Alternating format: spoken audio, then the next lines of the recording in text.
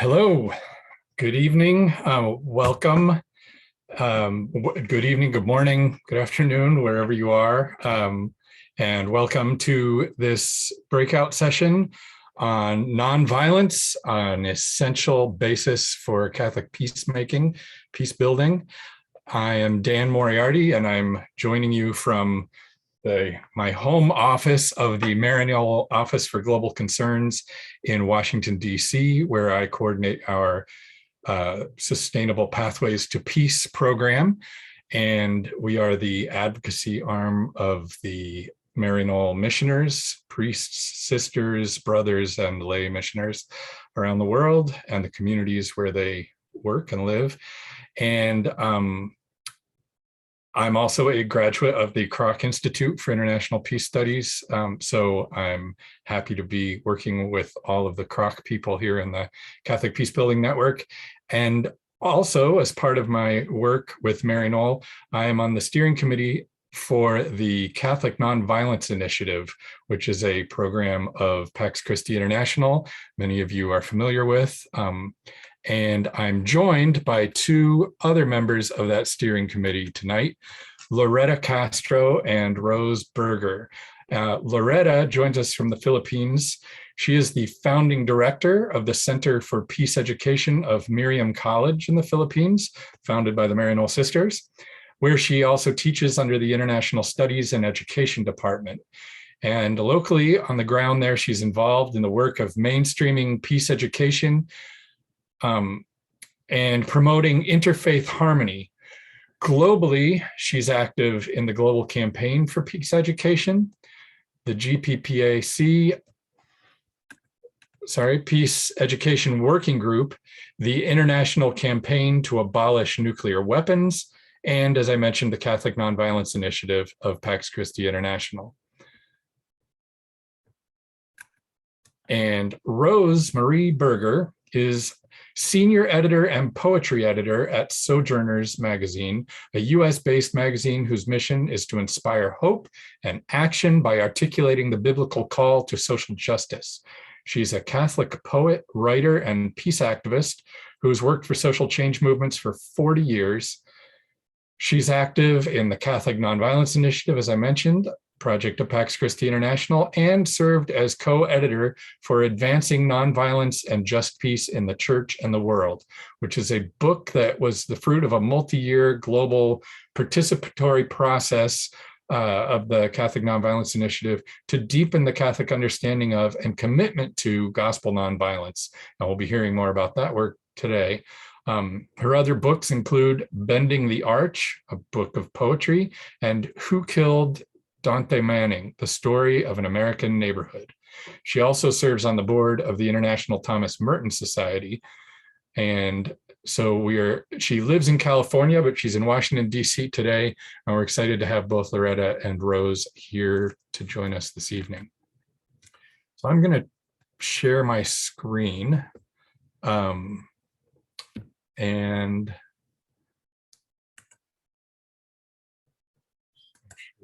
there we go. And I will introduce our theme on nonviolence, an essential basis for Catholic peace building, and then we'll hear from Rose and Loreta. Whoops. Hold on. That's not advancing. So let me share a different screen.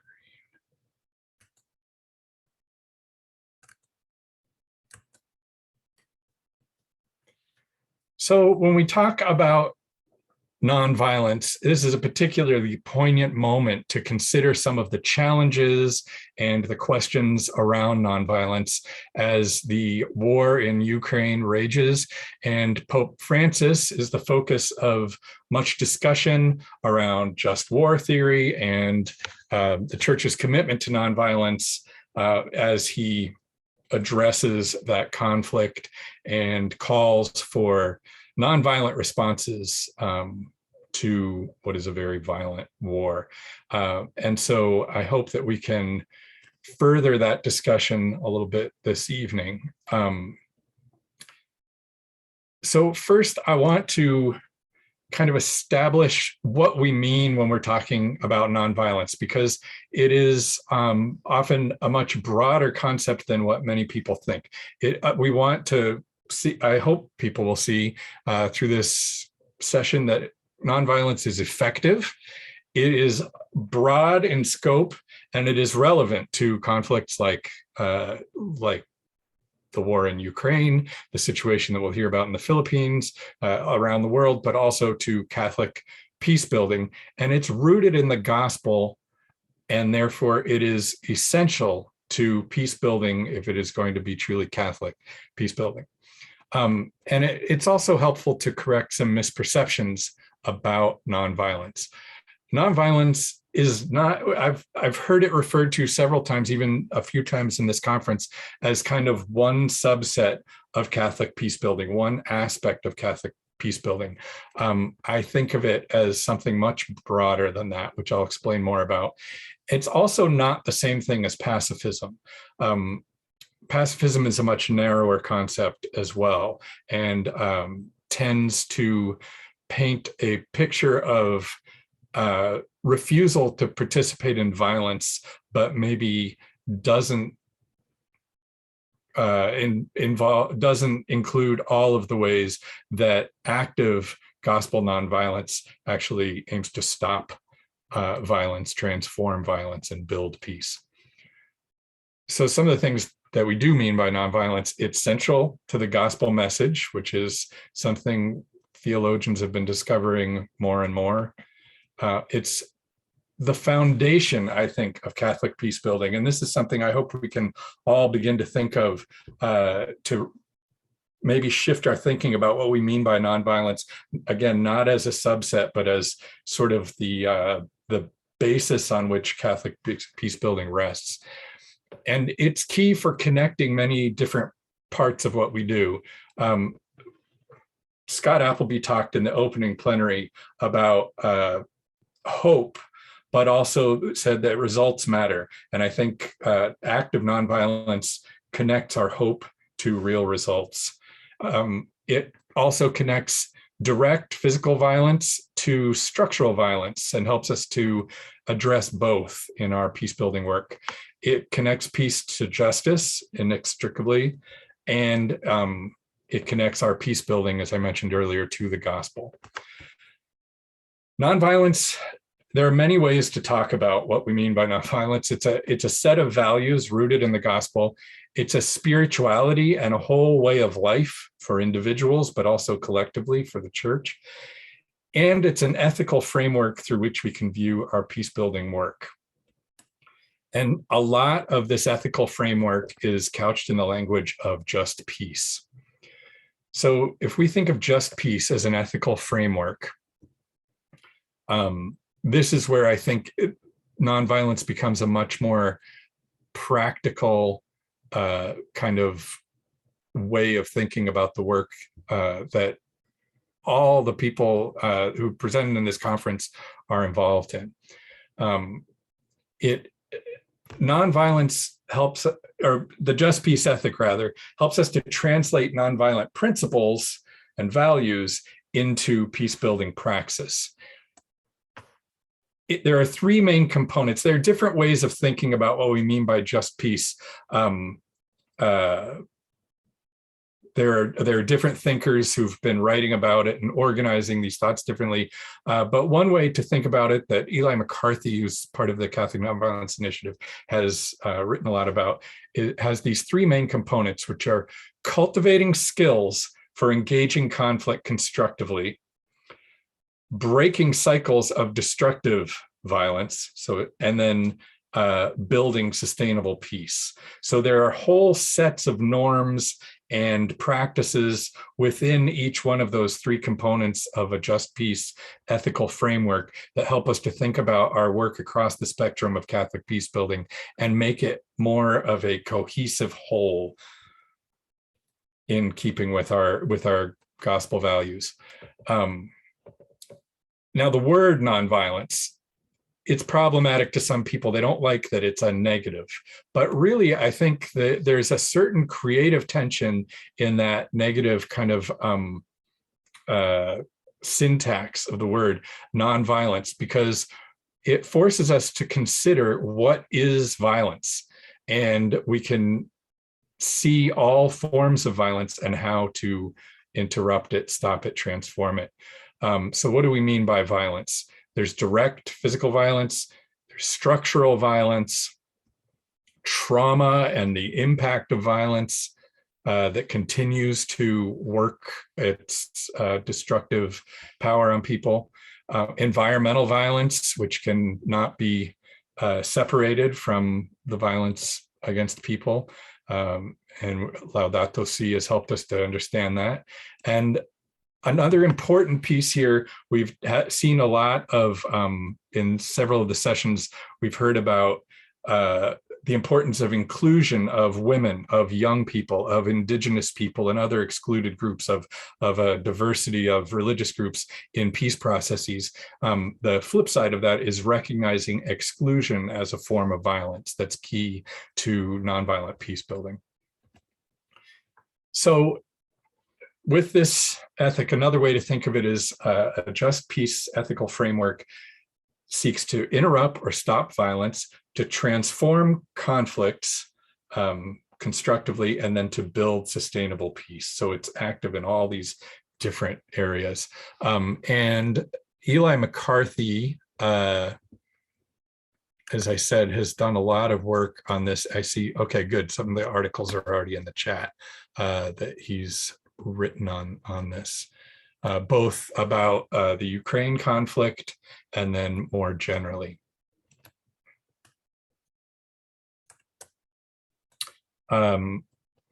Pax Christi International, Eli and myself and Rose and Loreta and a lot of other people have been working on this in a number of different realms in the church, but one of them is in the policy advocacy realm. And we have created a tool, a booklet, called A Policymaker's Tool for Effective Nonviolent Strategies for Sustainable Peace. And this, and I think you'll see that also in the chat, or I can put it in the chat.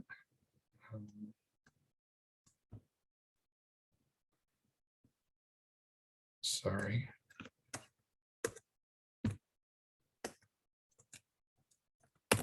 There it is. So there's a link to it.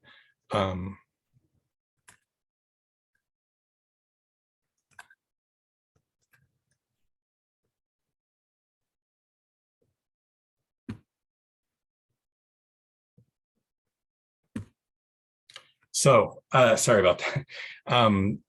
So in that you see kind of, it breaks down these the three areas of a just peace framework so that you can see how nonviolence translates into work across the kind of spectrum of peace building that many of us have been discussing here this week. And by looking at that and considering that ethic, I think we see that nonviolence, as I mentioned at the beginning, is kind of the context in which Catholic peace building is done, rather than a subset of Catholic peace building. And throughout this conference, as I've listened to many of the other speakers, it's been so striking to me how even many speakers have spoken about nonviolence in the context of their work, but even those who don't, it all fits together into this just peace kind of framework and under nonviolence as we understand it. And so it includes things like agape love, that selfless love that many have talked about as kind of foundational for Christian and Catholic peace building, trauma healing, and other aspects of the work that we do in peace building, unarmed civilian protection, which is so important in a conflict like Ukraine, but also something that we're advocating for in conflicts and before conflict turns violent around the world. Dialogue and negotiated peace, truth-telling, and later reconciliation processes, etc. So there are all kinds of elements of this act of nonviolence that we maybe don't often think about when we think of nonviolence. Many people think of nonviolent resistance, political activism, kind of, and not all these different elements But when the church embraces nonviolence in everything it does, then these become kind of the basis for all of the church's peace building work. And it also, nonviolence, when understood in this more ample sense, I think helps us to get beyond the debates over just war and whether or not it's ever justified to take up arms.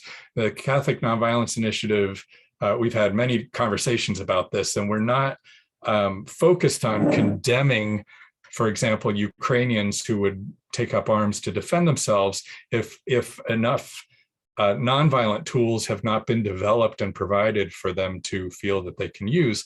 More, we're looking at, and I think Pope Francis is looking at challenging the church to embrace more fully nonviolence in order to create a situation in which people, A, don't need to resort to violence because we can better avoid and address the kinds of violence that we're seeing with the Russian invasion of Ukraine, but also to have tools like unarmed civilian protection to respond to it. And then also within the context of a conflict, everything we do to try to transform that conflict and end the violence is aimed toward a sustainable peace. So Rose, I think, will speak first and be able to speak to some of more of that vision of what a church that embraces nonviolence might look like. I didn't mention something really important when I introduced Rose earlier, which is that she was a part of the recent interfaith nonviolent delegation to Kiev. And so she can also speak specifically to how this might be applied to the situation in Ukraine that's on all of our minds. So Rose, I will hand it over to you. Thank you so much. That was great, Dan. And I'll see if I can, we can get some screen sharing going here. Let's see. Is that, let's go back. So hold on one second while I try to see where I am here.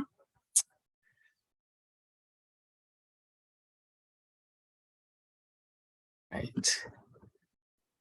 So I don't know. Can you tell me, Dan, whether you can see those slides? I do not see them yet. Let me just try this. Try that. Try that.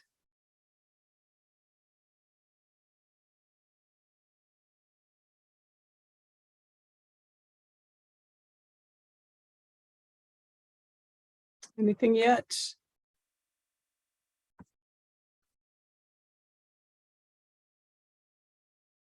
All right. Well, I think I'm gonna let that go.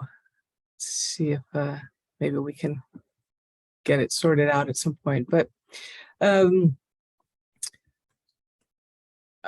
really pleased that this whole week has happened. It's such great work on the part of the Catholic Peacebuilding Network and all of the collaborating organizations. And so I just want to sort of build on what Dan has already laid out.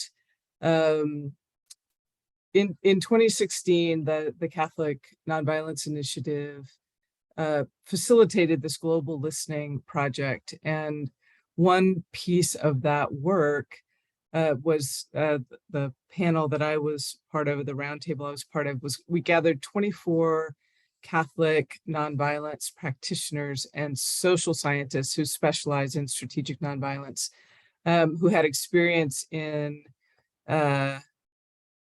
sort of more than 30 countries to analyze effective and ineffective nonviolent practices in use in conflicts that are going on now.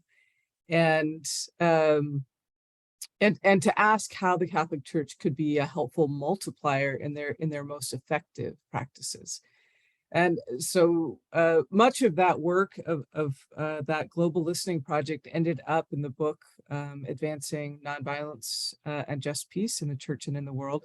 But there is a whole unpublished document titled Nonviolence is a Crop That Can Feed the Whole World, a People's Encyclical on Nonviolence.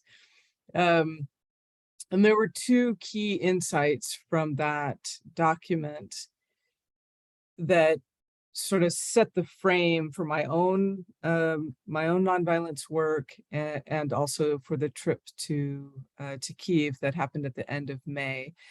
So those two insights were Elizabeth Kanini from Kenya, who works in conflict situations among nomad pastoralist communities.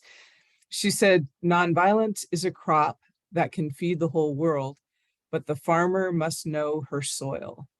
So nonviolence is a crop that can feed the whole world, but the farmer must know her soil. And the second key insight was from Sarah Thompson, who was long participant in the Christian peacemaker teams. And she said, "Nonviolence is happening at the front lines. The faithful must get themselves to the front lines."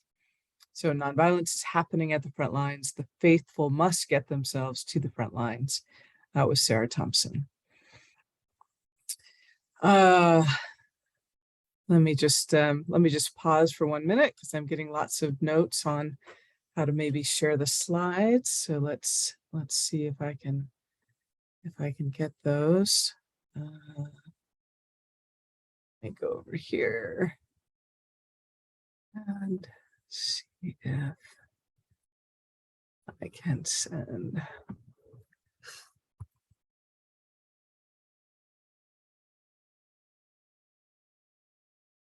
So, all right. So Dan, you may have access to those now, and if you want to go ahead and try to share them, that'd be great. So these, well, you'll see the quotes there from Kanini and from Sarah Thompson. These two insights really were framing for the trip to Kyiv last month. And I want to speak just very briefly about the delegation and then sort of intersperse some of the connections to the Just Peace principles as particularly as outlined by Marianne Cusimano-Love. Why don't you go to the next slide, Dan? So on February 21st, 2022, this year, President Putin announced publicly that he would recognize the eastern provinces, eastern regions of Ukraine, particularly the Donetsk and Luhansk regions. And on February 24th, he announced a special military operation in eastern Ukraine. But within minutes of his announcement, missiles were exploding in Kiev, in Kharkiv, in Odessa, and in Donbass.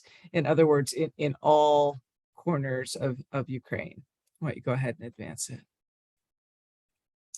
So you can sort of see some of the directions of where Ukraine is and where Kiev is.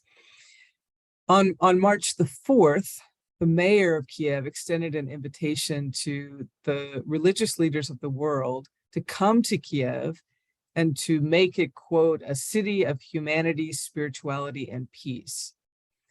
And after having been there, I might rephrase his invitation to say that he was inviting religious leaders to come and defend and uphold the traditions of humanity, spirituality, and peace that Kyiv has cultivated over a long history. So May the 24th, an international interreligious delegation was finally able to respond to Mayor Klitschko's invitation. So a 17-member international interreligious delegation for peace traveled to Kiev in response to Mayor Klitschko's call and at the invitation of the Jewish community in Kiev through the Babyn Yar Holocaust Memorial Center. Next slide. There were several things, and I'll just sort of try to make these brief links. So it was important to have invitations both from the government as well as from the religious community, because that's part of the just peace principle of a participatory process. It was part of how we enacted that respecting human dignity by including a variety of societal stakeholders, including state and non-state actors. Two of our pragmatic goals were, the first was to just prove that a civil society international interreligious delegation could in fact travel to and from Kiev with relative safety. And by setting up that system, we hoped to pave the way for similar delegations in the future. And we were very conscious as we conceived both the delegation and its enactment that we were testing all the time to see whether this would be a sustainable delegation. Could it be repeated? Were we doing things that would make it easier for other delegations to come? So really engaging that just peace principle of sustainability. The second of our pragmatic goals was to model public interreligious prayer vigils that prayed for an end to this process of prosecuting conflict through violence. So we had two public prayer vigils. One was at Babyn Yar at the Holocaust Memorial Center, and one was at St. Sophia's Orthodox Cathedral. The public prayer services were developed in such a way to enable to be a replicable model that would give us and give others an opportunity to not only embody, but to articulate the just peace principles of just cause, to protect, defend, and restore the fundamental dignity of all human life, and to articulate right intention, to state openly our aims for a positive, just peace that respects an independent Ukraine, that identifies the unjust Russian military aggression, that demands that bombing cease, and that humanitarian aid and grain and people not be held hostage. So I sort of went to Ukraine with the scripture verse from Proverbs 20 in my mind. We took our hearing ear and our seeing eye to Kiev, to the center of what had been some very, very brutal violence, to hear with our ear and see with our eye, and to offer public prayers for peace, and to see directly the impacts of President Putin's unjust violence. We got ourselves, as Sarah said, we got ourselves to the front line where we could see nonviolence in action. And as many of us have watched the war unfold with all of its horrors, we have also, if we've had eyes to see it, seen an extraordinary unarmed civilian-based defense being launched by the Ukrainians. And it's my contention, and this is unverified by research, but I in my gut, I feel like it's true, that if the civilian population of Ukraine had not already been trained in civilian resistance during the 2014 Maidan Revolution and in previous experiences, even going back to World War II, with different kinds of resistance to aggressors, then I think the Russian military would have rolled over Ukraine in the first couple of days. But the examples modeled by the civilian population have been tremendous. They have been sophisticated. And I think the reason that Ukraine is still free is because of civilian, population-wide, civilian, unarmed defense of their country. And that's just one strategic tool in the nonviolence toolbox. I think the other lesson that I took away, that's a deeper question for the kinds of people who are involved in this community and in these conversations, is that the ideology laid out in the Russian world documents, or the Ruski Mir ideology, it's a really high octane version of the Christian white supremacist ideology we see rising in the United States and in Europe. And as David Schultz wrote in his article, the contemporary Russian Ruski Mir ideology is a new version of the Nazis' blood and soil ideology, which we are contending with here in the United States. My concern is, I think some quarters of the Vatican are under sway of this ideology. And I think it's creating a great amount of confusion within the Vatican and among Catholics. But my question for this group then is, you can't fight ideology with increased military aid. And sometimes you in fact only inflame it. So how do we find another way to fight this kind of ideology? And we just need to be really clear that the ideology undergirding the Russian aggression is the goal of an ethnically pure Russian church. And that is completely antithetical to the gospel. And we must counter it with all that we have. So then I just want to, circle back to some of the things that Dan talked about. There are robust and effective tools in our nonviolence toolbox. But Catholic nonviolence or gospel nonviolence is not an intervention tactic. And Dan, why don't you go ahead and move to a couple of the next slides. It's not an intervention. It's not simply a tactic. So Catholic nonviolence, as Cardinal McElroy has said, is spirituality, a lifestyle, a program of societal action, and a universal ethic. And gospel nonviolence must become, in my sense, our forward-based position that's at the heart of the Church's teaching on war and peace. So Elizabeth Canini said, nonviolence is a crop that can feed the whole world, but the farmer must know her soil. So currently, there is no large sort of multilateral Christian institution that is researching, developing, testing, and implementing nonviolence as a spirituality, a lifestyle, a program for societal action, and a universal ethic. And I would like my church, the Catholic Church, to be that institution. I would like our church to be the source of training for the farmers of nonviolence. My experience says the soil is ready, the people are hungry for the crop, and how can we raise that crop that can feed the whole world? That's what I'm looking forward to. Those are the conversations I'm interested in having. And I hope that as the world's eyes sort of move away from Ukraine onto other disasters and crises, that we really can keep our eyes and our hearts with the people of Ukraine. So thank you very much. I'll turn this over to Loreta.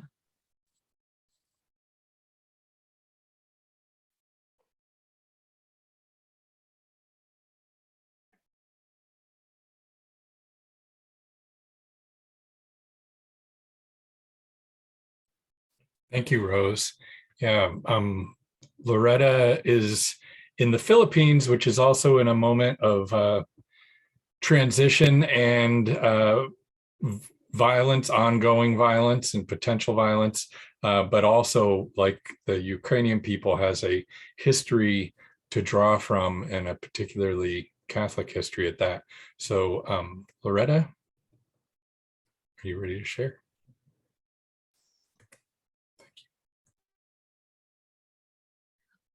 Greetings of peace, everyone. I would like to address the theme of our session by drawing from my own experiences in the Philippines. So first, let me describe to you my local context. In our country, which is situated in Southeast Asia, we are predominantly Christian. And before we became, the Republic of the Philippines, we were colonized by Spain, by the United States, and then briefly by Japan during the Second World War.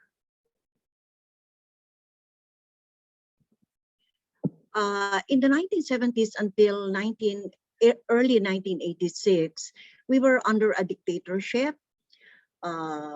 It was during this time that we saw the rise of two major non-state armed actors or groups, the Communist Party of the Philippines, New People's Army, and the Moro National Liberation Front, that wanted to secede from the rest of the country. In February 1986, you may have heard that we had our nonviolent people power revolt, and this led us to return to basic democratic institutions like freedom of assembly and expression. And of course, also the start of the peace talks with these non-state armed groups. In 1996, a peace agreement was forged between the government, we call that for short GPH, and MNLF. But then a breakaway group called the Moro Islamic Liberation Front split from the MNLF and vowed to continue the struggle for secession. In 1997, there was a ceasefire between the government and the MILF. And in the peace agreement that was signed in 2014, it was, MILF conceded to just have a meaningful autonomy. And this peace agreement was completed in early 2019 with the passage of the Bangsamoro Organic Law. Well, due to time constraint, I will only highlight 2 points to illustrate my direct experience with nonviolence as a foundation for building peace. The first one is the steadfast support, especially by our Catholic Church leaders, for a ceasefire as a necessary condition to facilitate and enable the success of the peace process between two belligerent parties. And then the second illustration would be the Catholic schools' renewed thrust toward mainstreaming peace education or establishing a culture of peace, whose fundamental values are love, justice, and nonviolence, both among humans and between humans and our earth home. On the first one, the steadfast support for the ceasefire. So armed conflict in the country for nearly 3 decades prior to the ceasefire agreement resulted into tens of thousands of deaths from both, the government and the MLF. As the prospect of peace after martial law era loomed in 1986, many intensified calls for a ceasefire in military hostilities and for peace talks to happen between the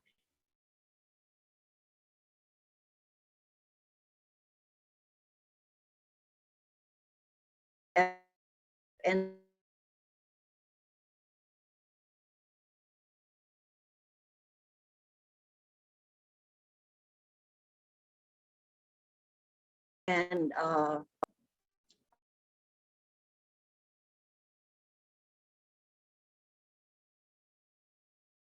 in Christian Muslim dialogues, even prior to this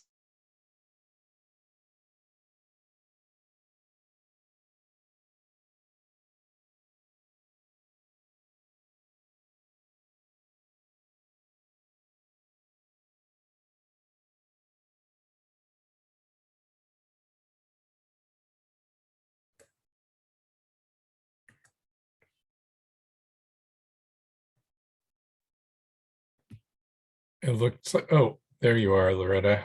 We lost you for a minute. You're muted.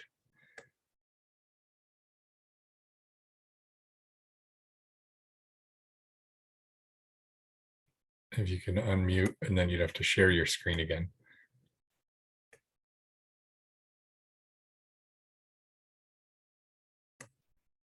Thank you.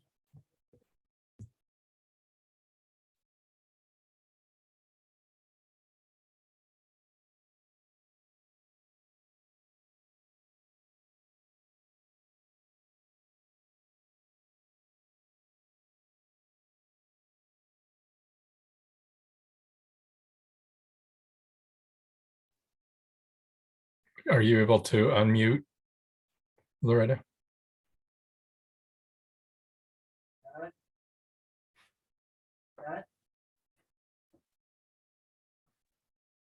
Oh, there we go. Yeah, just a minute. Sorry.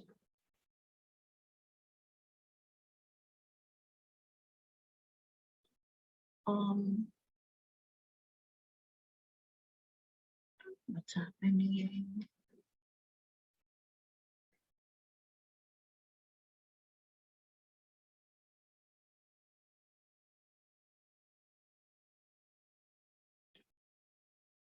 Acceding to a ceasefire enabled the belligerent parties to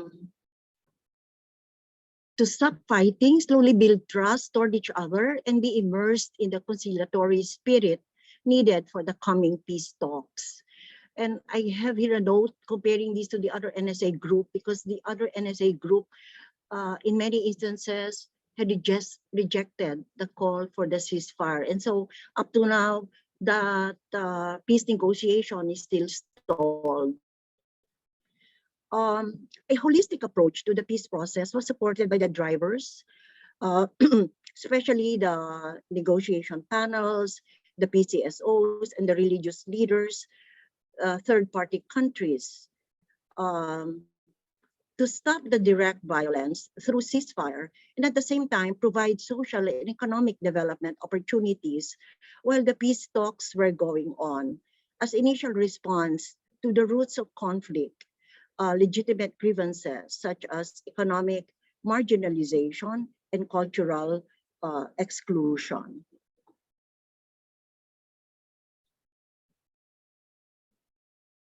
Other challenges during this time, between the ceasefire agreement and the peace agreement, Bangsamoro Organic Law. Yes, there were spoilers, what we call the spoilers, and there was also a big misencounter between the government and the MILF during the intervening period. But the PCSOs, faith-based groups, and the Catholic Bishops' Conference of the Philippines persisted in their calls for the parties to stay the course. The CBCP and the other groups and issued statements to this end. In sum, I feel that if the peace process between the government and MILF did not begin with the ceasefire agreement, with its third-party facilitators, monitoring teams, and very able panels, the peace talks would not have succeeded. I posit further that the steadfast support by the Catholic Church, PCSOs, and the public for a nonviolent resolution of the armed conflict through a political settlement was a significant factor. The Bangsamoro Organic Law's creation of the Bangsamoro Autonomous Region of Muslim Mindanao, or BARM, now has a transition government and is on its way towards normalization. And now I move on to the second point I want to make, and that is about the Catholic schools' renewed thrust toward mainstreaming peace education. As Catholic peace educators, our goal all these past years has been to mainstream peace education in the country. Our conception of peace embraces not only just and nonviolent relationships among humans, but also between humans and our earth home. Why justice and nonviolence? This is anchored on our belief that they are the consequence of love, the primordial value associated with Jesus's life and teachings. We think of peace education as an important strategy for preventing violent conflict and for building peace because it emphasizes nonviolence as a spiritual orientation, a way of life where conflict should always be resolved in nonviolent ways and with respect for human dignity, a practical tool in resolving conflicts and resisting oppression. And we study our own nonviolent people, our revolt against the dictatorship, and advocating against war, gun violence, and nuclear weapons, among other advocacies. Nonviolence is not passivity. One actively appeals to the heart and conscience of the other. The Catholic Educational Association of the Philippines, or CAP, has a working group that focuses on promoting peace education to influence the mindsets, values, and behaviors of its constituent educators and learners. Currently, there's a project called Cultivating a Nonviolent School Culture as a part of this peace education thrust. It has also organized webinars attended by many hundreds in the last year, featuring speakers from the Catholic Nonviolence Initiative. A CAP member, and that's where the Miriam College Center for Peace Education, where I belong, since 2020 has been a partner of the Philippine Commission on Higher Education in its capacity building activities. Our center has also actively sought a partnership with the Mindanao State University system because of our joint vision that MSU be the peace education and advocacy hub in the erstwhile armed conflict areas. And finally, let me close with a quote that reminds us that peace is always a work in progress and is an ongoing one. Ruben Alves, in his poem, What is Hope, says, let us plant dates, even though we who plant them will never eat them. We must live by the love of what we will never see. This is the secret discipline, and that is our work as peace advocates. We may not see the immediate results, but we plant the seeds just the same. Thank you. Okay. I will. Thank you so much, Loreta. Thank you for illustrating so beautifully. I mentioned that I think people have an idea of nonviolence as simply nonviolent resistance in the streets, a form of protest and a pretty particular tool. And I think you've illustrated so well the myriad ways that nonviolence can be applied to peace building, from addressing root causes to interrupting violence to building a sustainable peace. And like Rose talked about, in all facets of what the church does in education and in advocacy and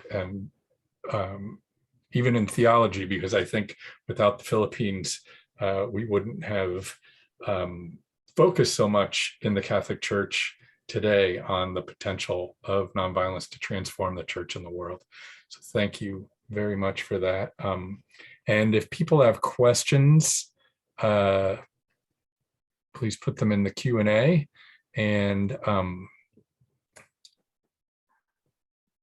I know, Loreta, right now with the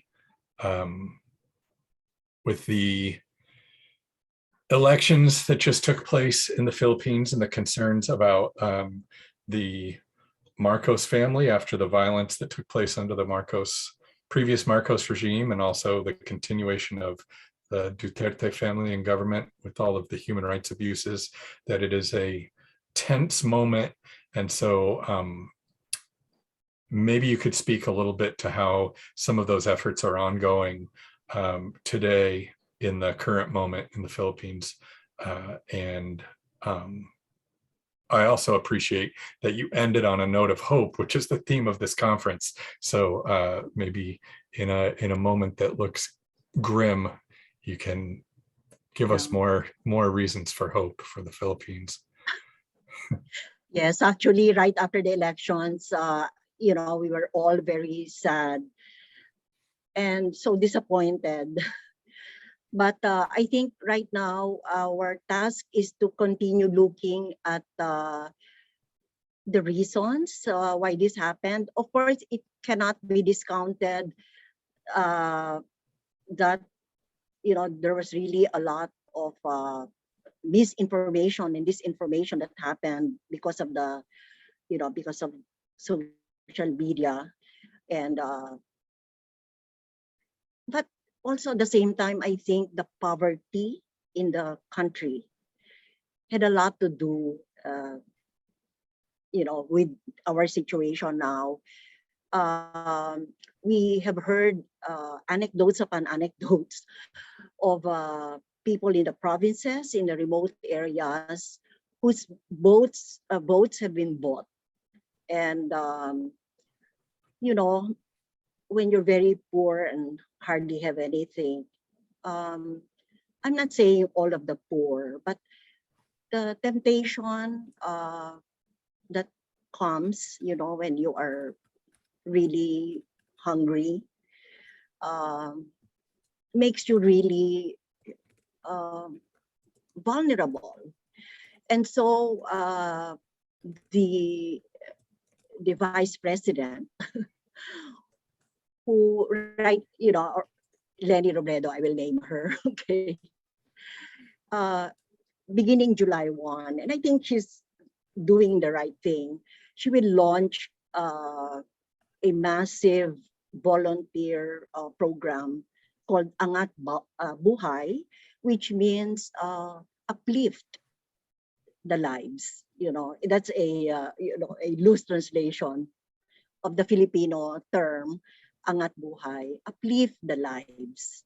Okay, and we intend to really strongly support that program because poverty has a lot to do, and of course misinformation have a lot to do with where we are now. Thank you. I put in the chat a link to the interim report from the International Observer Mission of the elections in the Philippines, which describes some of what you were talking about vote buying and other irregularities. We have a question from Mary Jelinek at the United Nations with Pax Christi in New York. And she asks, are there specific examples of creative nonviolent resistance in any of the contexts that we've witnessed that have struck any of us as being particularly inspired or effective?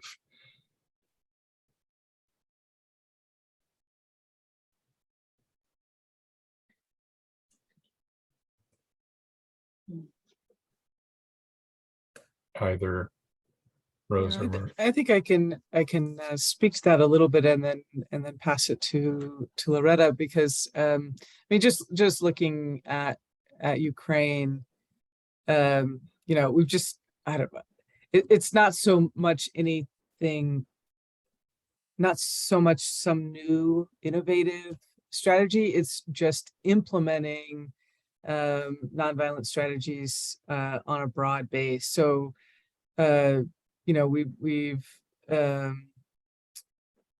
just seen extraordinary courage by ordinary people of applying significant pressure to both the Russian government and to the aggressors through interposing themselves in front of Russian tanks and military supply lines.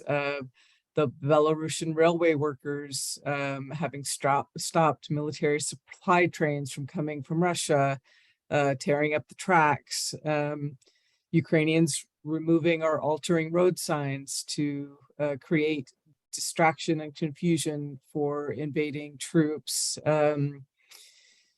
Hundreds of people, even while under Russian occupation, coming out to sing the Ukrainian national anthem and demanding that the troops withdraw. Thousands of citizens attempting to blockade a Russian takeover of the Zaporizhzhia nuclear power plant. Ukrainians refusing to show their identification at Russian military checkpoints, the Ukrainian Orthodox priests removing Patriarch Kirill's name from the sacred liturgy, and now the Ukrainian Orthodox part of the church that was under the Moscow Patriarchate voting to remove itself from the Moscow Patriarchate. So these are just all different ways of people saying no to this a violent invasion of their country.